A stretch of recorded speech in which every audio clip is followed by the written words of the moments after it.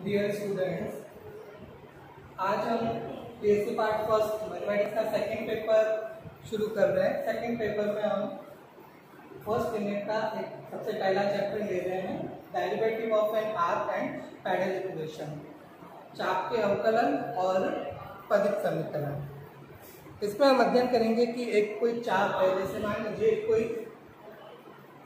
ये वक्र है y = fx। इस पे मान लीजिए कि बिंदु A है और एक कोई दूसरा बिंदु P है।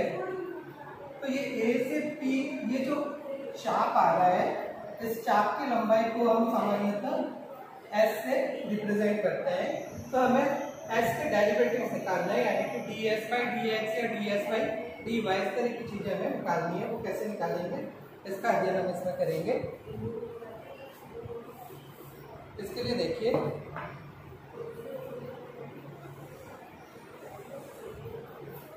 ये हमारा मूल बिंदु है, ये हमारी x अक्ष, ये हमारी y अक्ष। ये बिंदु P है, इसके निर्देशांक में मान लेता हूँ x, y है। और इस बिंदु P के समीप में एक अन्य बिंदु Q ले रहा हूँ, जिसके निर्देशांक है x + Δx और y + Δy।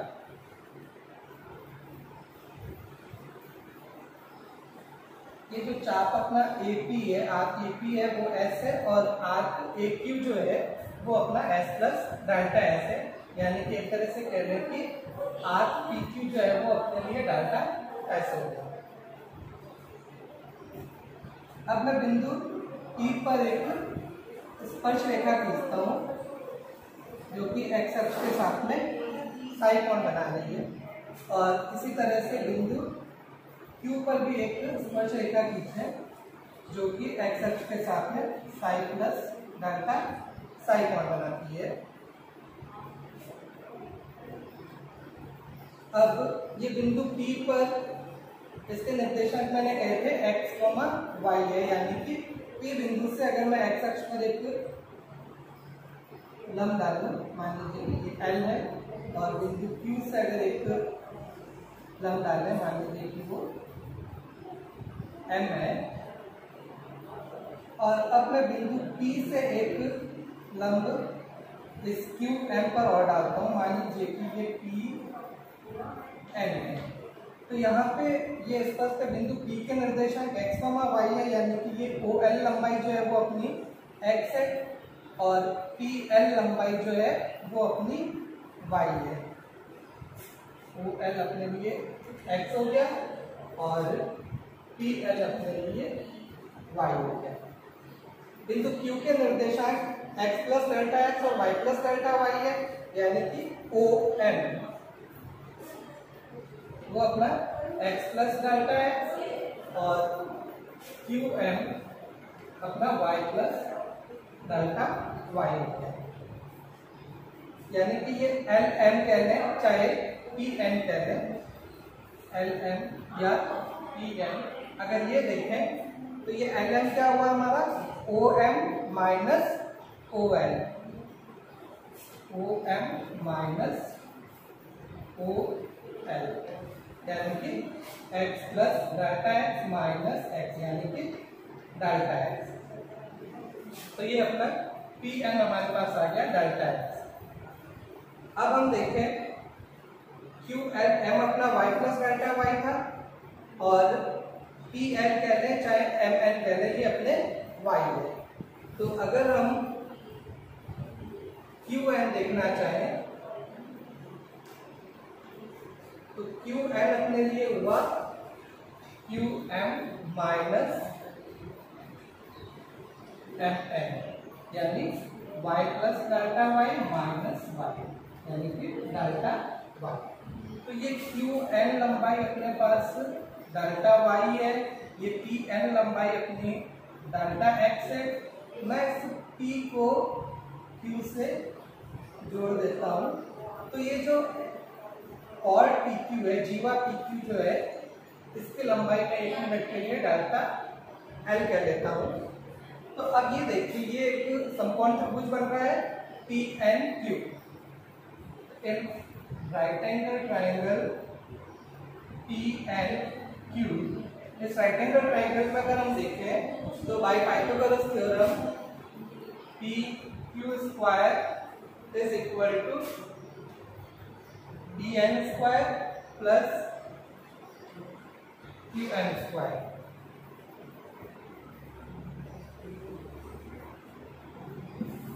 अब हम देखें अगर तो P Q square means delta L square and P N is delta x, it is delta x square plus Q N square, Q N is delta y, it is delta y square.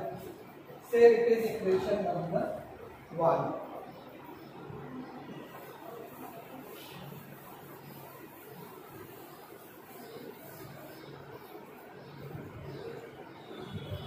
अब मैं delta x से दोनों तरफ divide कर लेता हूँ। Delta x square से दोनों तरफ डिवाइड करें तो ये इधर हो गया delta L by delta x whole square is equal to 1 plus delta y by delta x whole square.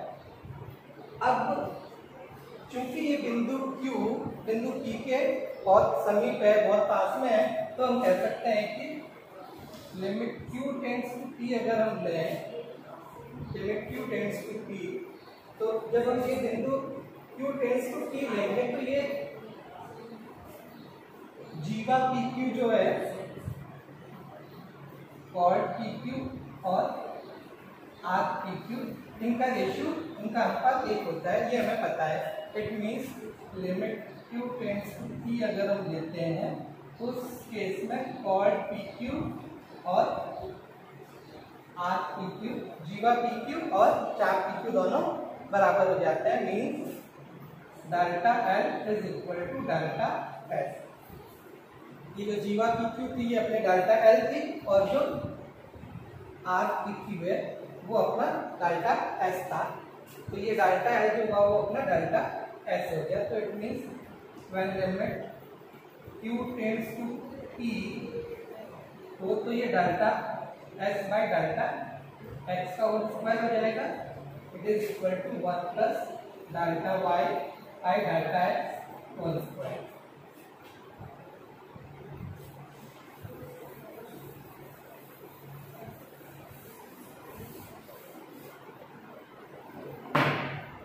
Limit Q tends to P means limit delta x tends to 0। So it is limit x tends to 0, delta x by delta x whole square is equal to 1 plus delta y by delta x whole square, और फिर dx by dx whole square is equal to 1 plus dy by dx whole square, और फिर ds by dx is equal to root of 1 plus dy by dx whole square। तो ये अपने पास आ गया s का derivative with respect to x। तो ये हमने निकाला चाप का अवकलन x के सापेक्ष। चाप की लंबाई s है, s का अवकलन हमने देखा x के सापेक्ष, तो वो अपने पास आ रहा है ds by dx is equal to 1 plus dy by dx whole square. इसी तरह से अगर हम y के सापेक्ष निकालते तो जो हमारी समीकरण 1 थी उसमें हमने जब डेल्टा x से डिवाइड किया था उसकी बजाय अगर हम डेल्टा y से डिवाइड करके इसी तरह से प्रोसीड करते तो हमारे पास आता ds by dy is equal to 1 plus dx by dy whole square. तो अगर अपना कर्व जो है वो y is equal to f x type का हो, यानी कि कार्टेशियन फॉर्म में हो, तो चाप की लंबाई के अवकलन derivative of r length of r with respect to either x और y is ds by dx is root 1 plus dy by dx whole square and ds by dy is root 1 plus dx by dy whole square। अब इसके बाद में हम बात करते हैं कि यदि हमारा कर्व पैरामीट्रिक फॉर्म में दे रखा हो, यानी कि कर्व हमारे पास कार्टेशियन कर्व तो है लेकिन वो पैरामीट्रिक फॉर्म में दे रखा है, प्राचलिक रूप में दे रखा है, यानी कि कर्व हमारे पास कुछ इस तरह का होती है, x is function of t and y is some another function of t। Then in this case अगर हमें ds by dt निकालना हो तो हम कह सकते हैं ds by dt is ds by dx into dx by dt। यहां से अगर हम देखें तो ds by dx is root of 1 plus dy by dx whole square into dx by dt। अब dx by dt को मैं अगर रूट के अंदर ले आता हूं तो ये हो जाएगा dx by dt का होल स्क्वायर, जब रूट में लाएंगे तो ये इसका स्क्वायर हो जाएगा, प्लस यहाँ पे dy by dx है ये इंटू dx by dt का whole square. It is dx by dt whole square plus dy by dx into dx by dt, it is dy by dt। तो ये हमारे पास आ गया ds by dt is root of dx by dt whole square plus dy by dt whole square. तो यदि अपना Cartesian curve है वो अगर x और y पर इफेक्ट के फॉर्म में हो तो ds by dx ये हो गया, ds by dy ये हो गया। कर्व अगर अपना पैरामीट्रिक फॉर्म में है तो ds by dt अपना ये हो गया। अब इसके बाद में कुछ और चीजें हम डिस्कस करते हैं। हम जानते हैं कि dy by dx जो होता है अपना वो tan psi होता है। dy by dx is tan psi।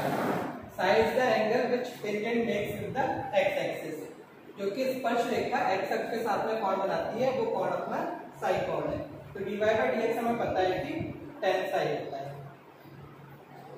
अब हम देखें ds by dx। ds by dx अपने पास था root of 1 plus dy by dx whole square and dy by dx is tan psi, so it is 1 plus tan square psi।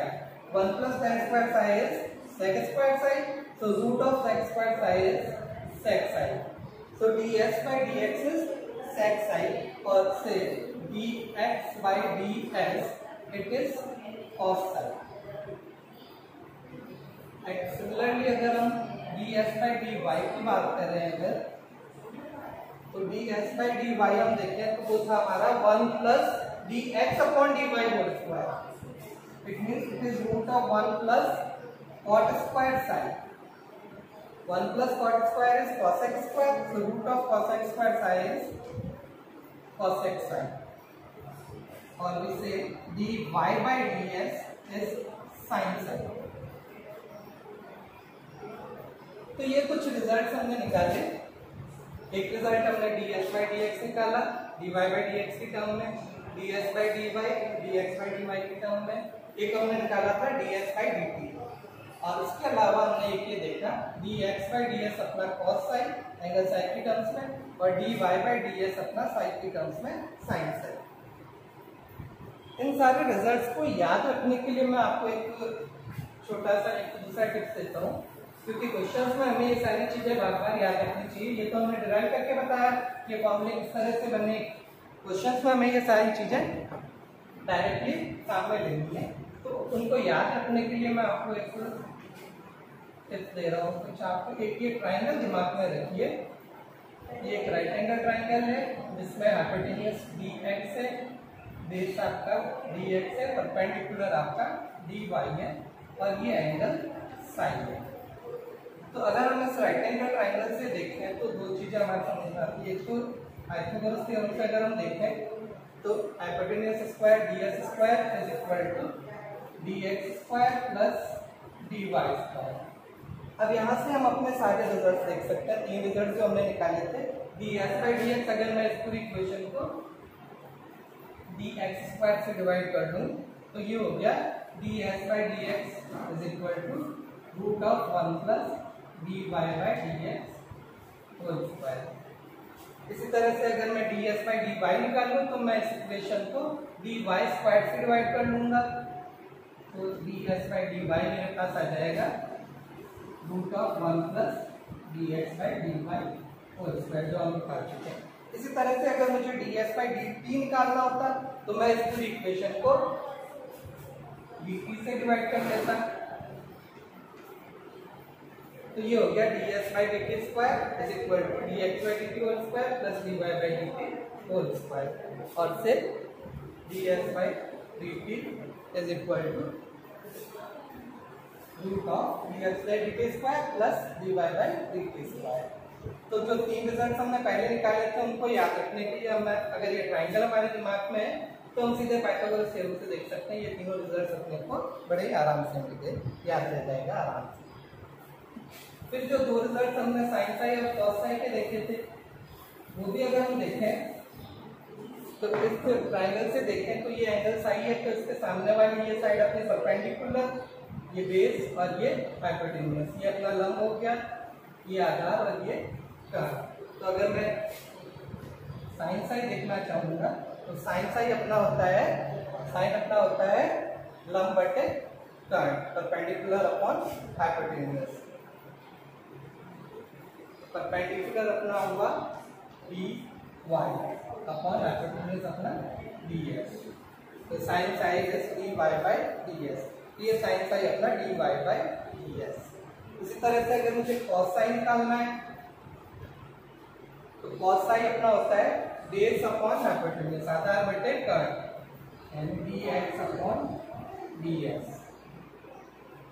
dx upon ds cos psi. और tan Sai अपना dy by dx होता है, ये हमें पता है। tan Sai अपना होता है लंब बटे आधार, तो tan Sai is dy by dx। तो ये फॉर्मूलेस याद रखने के लिए अगर हमें केवल ये एक ट्राइंगल अगर हमारे दिमाग में है तो सारे फॉर्मूलेस अपने को अपने आप से ही ध्यान में आ जाएंगे। अब कुछ एक दो क्वेश्चन हम उन पे देखते हैं।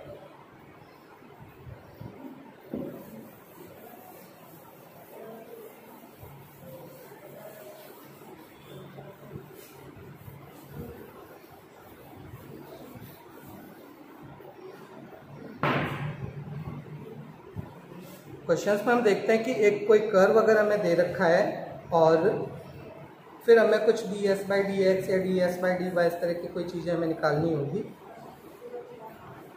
ये कर्व हमें दे रखा है y is equal to a log sec x by a, if y is equal to a log sec x by a, then prove that ds by dx is sec x by a and d2x by dx square is minus 1 by 2a sin 2x by a।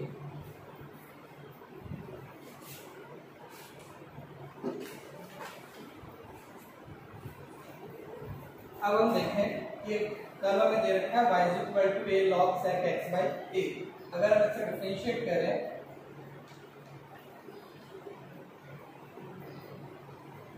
तो dy by dx, differentiating this equation with respect to x, we get to dy by dx is a log of sec x by a। इसका derivative देखें तो ये हो जाए 1 by sec x by a into sec x by a का अगर देखेंगे तो sec x by a into tan x by a, और x by a का अगर हम देखेंगे तो 1 by a से ये cancel, sec x by a से sec x by a कैंसिल, तो it is tan x by a। तो dy by dx हमारे पास आ गया tan x by a। हमें निकालना था ds by dx। हम जानते हैं ds by dx is root of 1 plus dy by dx whole square। So it is 1 plus dy by dx हमारा है tan x by a, it is 1 plus tan x by a का whole square। 1 plus tan square x by a, it is x square x by a और से sec x by a. So dx by dx is sec x by a. तो ये first part हमारा complete हुआ, हमें ये prove करना था ds by dx is sec x by a. तो ये ds by dx हमारा आ गया sec x by a. अब फर्दर नेक्स्ट पार्ट में अपने को प्रूव करना है d2x by ds स्क्वायर निकालना है. तो d2x by ds square is d by ds of dx by ds. अब देखते हैं मेरे यहाँ पे तो dx by ds क्या हुआ, dx by dx हमारा है sec x by a. तो dx by ds हमारा इसका उल्टा हो गया यानी कि cos of x by a. तो d by ds of cos x by a, cos का डेरिवेटिव हमारा होगा minus sin x by a इंटू एक्स बाई ए का अगर हम करेंगे तो 1 by a into d x by d x. X के सापेक्ष कर रहे हैं तो एक्स बाई ए का हो गया 1 by A D x by d x. D x by d x अगर हम देखें तो वो हम ऑलरेडी निकाल चुके हैं. तो it is minus sine x by a, ये 1 by a into d x by d x, ये अपना पहले से निकला हुआ है cos of x by a. So d2x by ds square is minus 1 by a sin x by a into cos x by a. हमें जो result चाहिए वो कुछ इस तरह का चाहिए sin 2x by a. अगर ये टर्म हम देखें तो अगर मैं यहाँ पे ऊपर नीचे दोनों तरफ 2 से गुणा और भाग दूं तो ये टर्म मेरी हो गई 2 sin x by a into cos x by a. It is sin 2x by a और ये माइनस 1 by 2 ऐसे कैसे ही है. तो ये हमारे पास आ गया d2x by ds square is minus 1 by 2a into sine 2x by a, जो कि हमारा रिक्वायर्ड रिजल्ट है. तो ये इस तरह से हमने देखा एक कोई कर्व दे रखा था और हमें ds by dx और d2x by ds स्क्वायर निकालना था, तो हमने सबके बड़े आराम से इसको निकाल दिया. फर्दर एक क्वेश्चन और देखते हैं जिसमें कर्व हमारे पास पैरामेट्रिक फॉर्म में हो.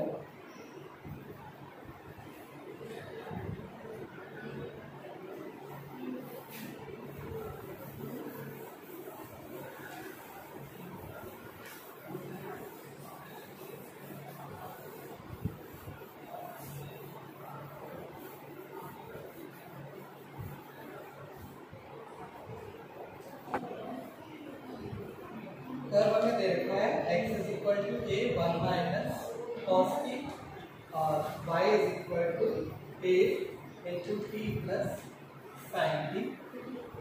तो हमें ds by dt ds by dx and ds by dy ये फाइंड आउट करना है.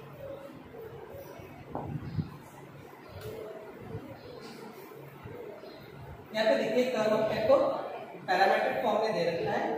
x आपका है a 1 minus cos t, y है a t plus sin t और हमें ds by dt, ds by dx और ds बाई dy निकालना है. तो सबसे पहले मैं dx बाई dt निकालता हूँ.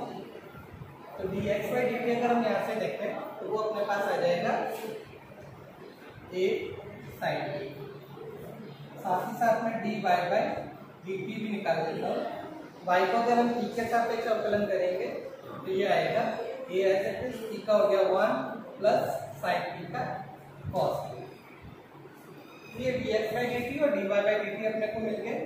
अब सबसे पहले में निकालना था ds बाई dt.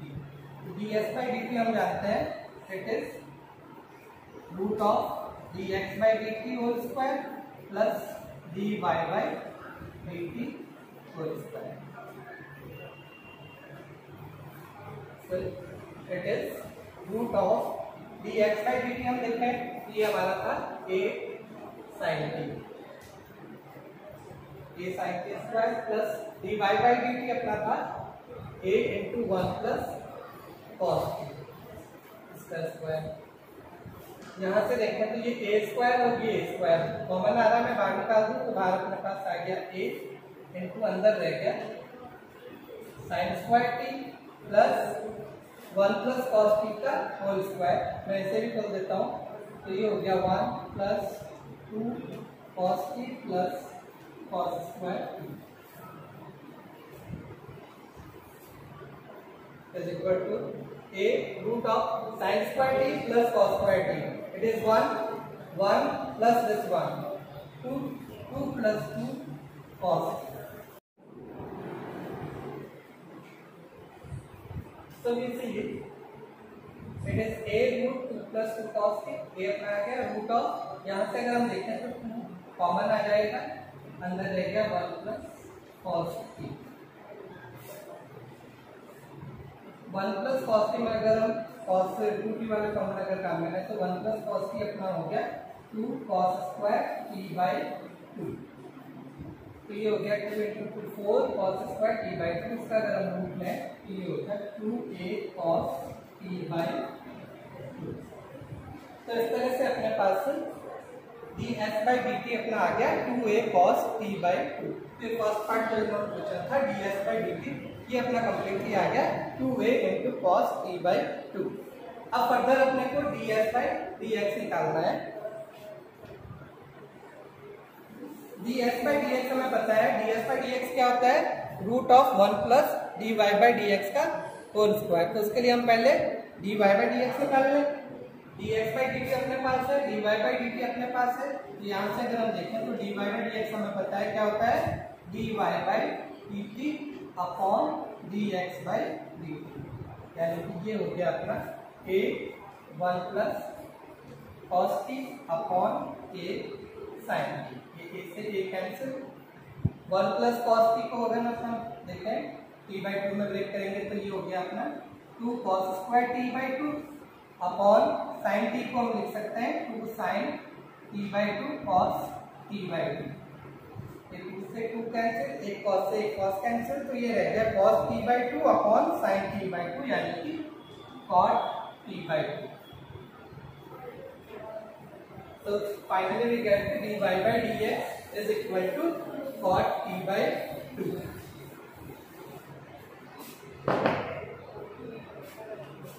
ये हमारे पास आ जाता है dy by dx is cot t by 2। अब हमें निकालना था ds बाई dx। ये हमें पता है ds by dx is root of 1 plus dy by dx whole square.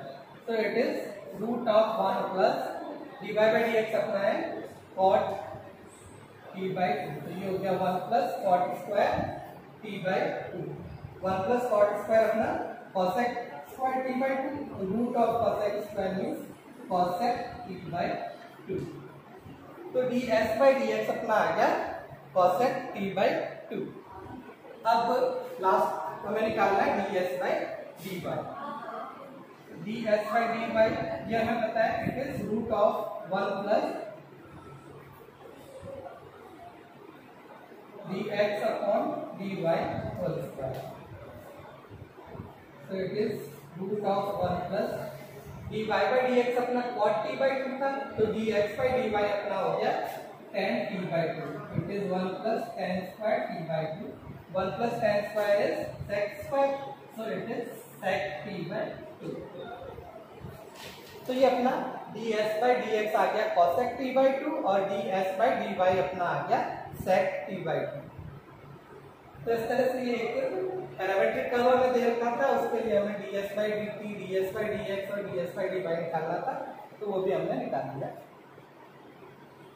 अब इसके बाद में हम नेक्स्ट क्लास में हम देखेंगे कि अगर कर्व अपना कार्टेशियन फॉर्म में नहीं हो, यानी एक्स और वाई की टर्म्स में नहीं हो के पोलर फॉर्म में हो, आर और थीटा के टर्म्स में हो, तो उसके डेरिवेटिव्स कैसे निकालेंगे वो हम नेक्स्ट क्लास में डिस्कस करते हैं। Thank you.